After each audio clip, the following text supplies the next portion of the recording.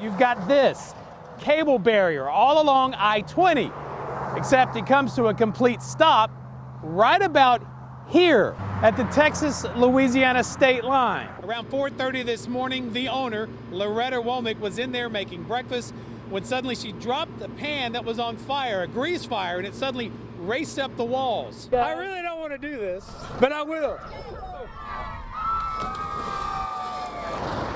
57 feet. They're just worried that this just doesn't seem to be moving at any pace. Hello, if you're here, do something, anything, make a noise. Admittingly, Judge Pittman's steps got a little less steady as he neared the finish line, but there were no steps more important than the ones he took before the race even started. Wow. The night before. Wow, this is really breathtaking, isn't it? If not hundreds of them make the pilgrimage from Byrd High School right down Kings Highway to LSU Medical Center to beat the clock. No matter how slow the living or high up in the mountains you get. Everybody knows most everybody. There's been people that's moved in the last several years just to get away from, Dallas or Oklahoma City. Can you ever really get away from it all? Is this tearing Smithville apart? We aren't talking country living with the Smithville, Oklahoma school superintendent, Delbert McBroom. We're talking about suicides. One of his students killed himself just before the start of the fall semester. Still no answers in that case? Still no answers. Then a couple of months ago, just 10 miles down the road in the neighboring town of Cove, Arkansas, another high schooler took his own life. And now it's happened again in the small town of Smithville. It's tough. I don't know how other folks deal with it. Another round of heavy hearts across such a rural stretch of the Ouachita Mountains, with just weeks to go in the spring semester. I was probably 15 miles north in the mountains and I received a call. The morning of April 19th, 17-year-old Alan Pollard shot himself. He was soft-hearted. He tried to protect everybody. He tried to get along with everybody. Alan's mother says his signature on his suicide letter is just the final chapter in pages and pages of cries for help. How hard has it been for you to read this? It was hard. You see, Alan had been keeping a journal, only for a couple of weeks. I had to see what he wrote before I turned it over to the sheriff's office. But it details episodes of alleged stalking, threats, and intimidation. Immediately after he and his mother filed a complaint with the McCurtain County Sheriff's Office, he began keeping these personal notes. February 23rd, he writes he was flipped off by two particular students. February 25th, he says he was threatened by one of those students. Shut it or I will, and you won't be walking when you leave this one. He writes the student also jabs a finger in his cheek. There are multiple entries of being stared at, followed, harassed, all in a short 14-day span. Do you have a group of kids that are, in essence, terrorizing other students? I have a group of kids that they're not necessarily terrorizing other students. It's been pretty quiet here for a while. Intimidation, stalking, following, threatening, that's bullying. She says her son Alan was bullied to death. Were you ever concerned that he was being bullied at any time? I was concerned. But Superintendent McBroom stopped short of saying bullied and even added that Alan may have also shared in at least part of the blame. People get very brave text messaging and Facebook, so I'm not sure what all occurred between texting. It definitely played a part in some of the inciting of things that took place. He was so frustrated because nobody was helping. Nobody was doing anything. Alan's mother says long before he started keeping the journal, her son had repeatedly been threatened and once jumped by one of these students. Why do you feel he was targeted? He was told that he needed to leave his girlfriend alone. He was white. She was Indian. She needed to stay with her own kind. Alan's mother claims many in this town and all across the Ouachitas know what's really going on here. She says a group of students who call themselves the Choctaw Mafia, among other names, have been terrorizing other students, even locals, on campus and off. So why go through all this? Because it needs to get out there. It needs to stop. There's more kids in that school. As I was told the other day, there's more Allens out there walking around on school campus. A simple internet search of two students' names given to me by Alan's mother turned up a Facebook page. It looks to be shared by two Smithville students. In their last post, they openly wrote about Alan's death, that they're not a gang nor mafia, and deny any responsibility in his death. There is also a number of video postings full of profanity, the F word, and many others. In one video, the student calls another person, whose name we won't say, quote, a little pale-complected white expletive. He then continues by saying, quote, because I hate all y'all, end quote. Back in February, they got a hold of my daughter. This is the mother of Alan's girlfriend. She says this same group attacked her daughter in neighboring Leflore County. They held her down while the one that was head of the supposedly gang raped her. Then they burned her and threatened her. I don't know what to think. I don't know what to do. Alan's mother says her son fell further into turmoil by trying to protect his girlfriend from these students. Alan walked her to each one of her classes because she was so scared. Then just days before prom, the two families, now extremely worried and desperate, told Alan that he and his girlfriend should stop seeing each other, at least for now, for their own protection. Between the blood drops on his suicide letter, you can almost feel Alan's heartbreak. He writes he was only trying to protect her, that he had planned to love her forever until the day he died. It's hard every day to see her when she shuts herself down because she blames herself so much. Alan's come to you with concerns. The superintendent admits teachers, administration, and some off-duty law enforcement who live in the area, if they're home, are about the only line of immediate defense up here. We're at the north end of McCurtain County, so there's very little law enforcement presence here, and we're at the south end of Leflore County. And with no on-campus resource officer, McBroom says sometimes they're just on their own. After repeated attempts, I've finally got a hold of the McCurtain County, Oklahoma sheriff. I wanted to ask him about this group of teens in the Smithville area that many call a wannabe gang, Alan's suicide investigation, and I wanted to ask about this video I found posted on YouTube. It's like a backyard boxing match of sorts involving at least one alleged Smithville student and being encouraged and refereed by what looks like a grown adult. Even the Smithville superintendent tells me he contacted the sheriff when he saw this video online. That's enough. But the sheriff tells me since all of this involves kids underage and since he is still waiting on some more information on Alan's suicide investigation, he can't talk to me. Even though just 5 days after Alan's death, the local paper, the McCurtain County Gazette, printed this. That bullying was not the cause of the teen's death, officials believe. The sheriff tells me he never said that to the newspaper. Did they ever come and talk to you, interview you, call you? No. Has the sheriff had a formal sit down or an investigator discuss your son's death? No. Did he flat out ask you, has he been bullied?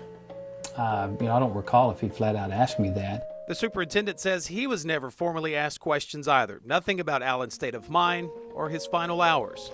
But I know in my heart my son was trying to take care of. He was trying to protect people. He stopped March the 8th. Wouldn't write no more in that journal because he said nobody was going to do nothing. And now Alan's mother feels obligated to pick up where Alan left off on April 19th. I'm not mad.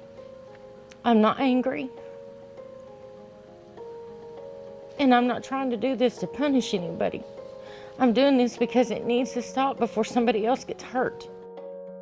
In McCurtain County, Oklahoma, Doug Warner, KSLA News 12.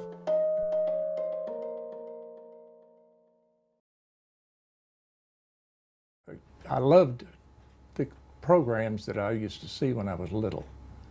And they'd be talking on television or on radio. That's exciting. 75-year-old Joe Mayotte spends his days programming at a local Christian radio station. I'm the program director here. That's what I do. But he actually remembers the good old days rather well. The early years of his broadcast career, including a stint as Bozo the Clown on TV in the late 60s. I worked at channels 3, 6, and 12. And then I wound up here.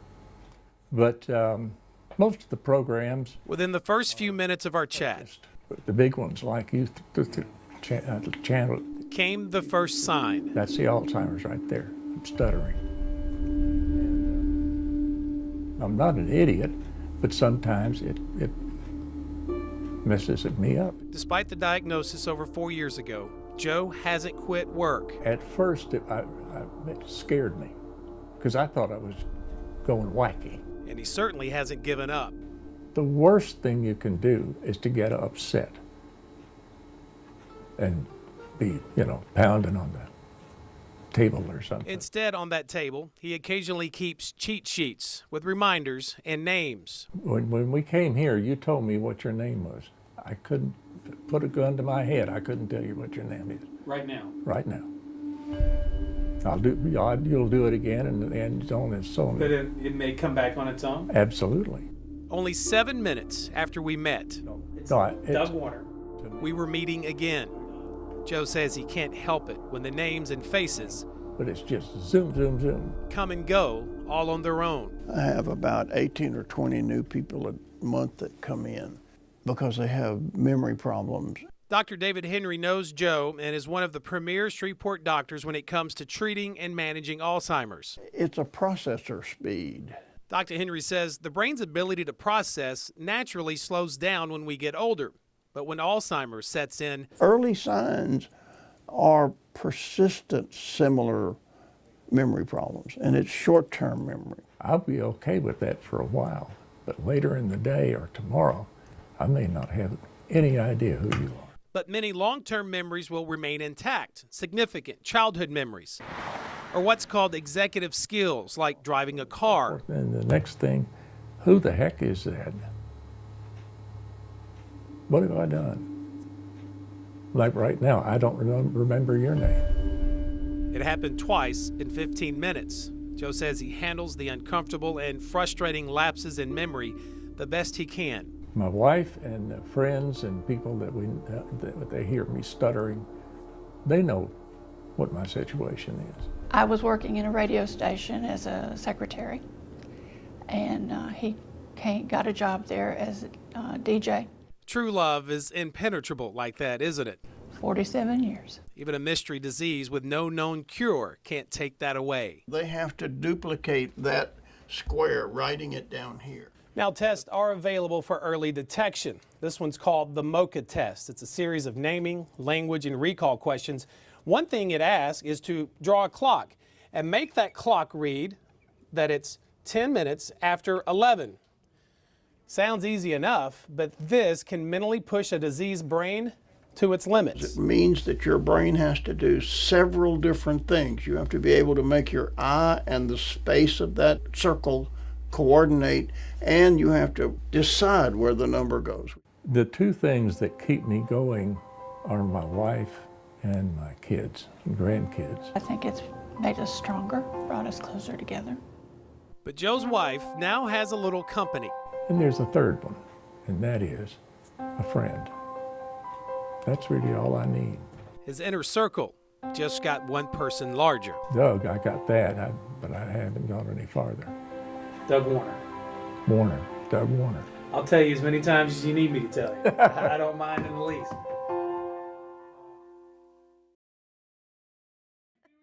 I've got to get this room done, and I don't have much time. For history teacher Beth Martin, she's living within the pages of history. This building is an artifact, is what I tell my students. Built in the early 40s. Imagine all the students who've walked these halls the last 70 years. I heard a few more things from other people. But Mrs. Martin wonders about the ones still walking around from long before there was a Bossier High. I was on third floor and I was working and everybody had left. Well, nobody left there but me. And Mrs. Martin isn't alone. Do you embrace it or do you run from it? Some of the more tenured Bossier High faithful feel someone other than faculty and students. I heard some down the hallway. I say, well, maybe some students up here. Call this historic school their home. What we did, we opened the locker up. Noises, voices perhaps, but never anything there. It sounded like, it was in the wall. And it was just a humming sound. Ella's heard it. I had locked all my doors and was done with all my classrooms. And Jerry has experienced something. And I turned around and looked, and the door was open. Is it ever when the kids are in class? No, it's always everybody's gone. Everybody's gone. I heard some rumbling in the back. Billy even shared the gym with it one Saturday night.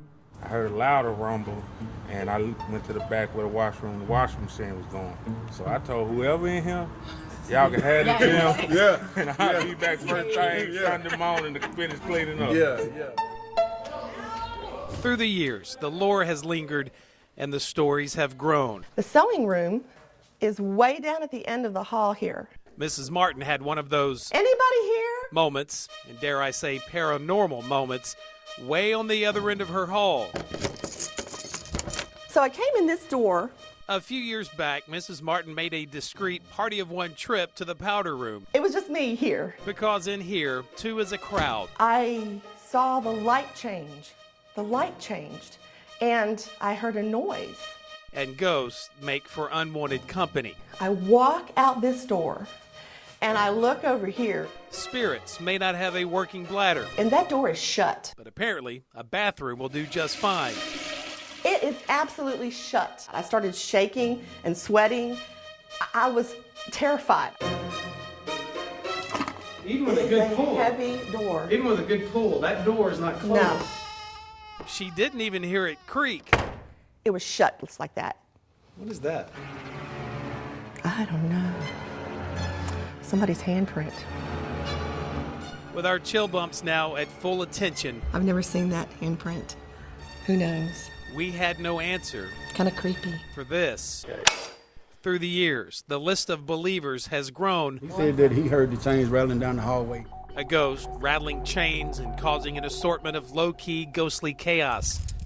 While the skeptics just eat it up and feed the paradrama. I haven't seen any ghosts yet. We checked the security cameras. They haven't caught a thing, but history may hold the answer.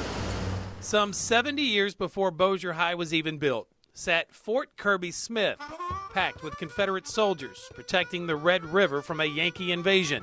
This was? Yeah, this was Fort Smith really? because the river was right there. This monument is the only thing left standing today. And that chain rattler, how about the spirit of a Confederate soldier yet to abandon his post? I say, Lord, what in the world going on? However, one good close encounter for this crew. If I hear some voices or see something, That's different. that's a wrap, ain't? That's a wrap. And it's all she wrote.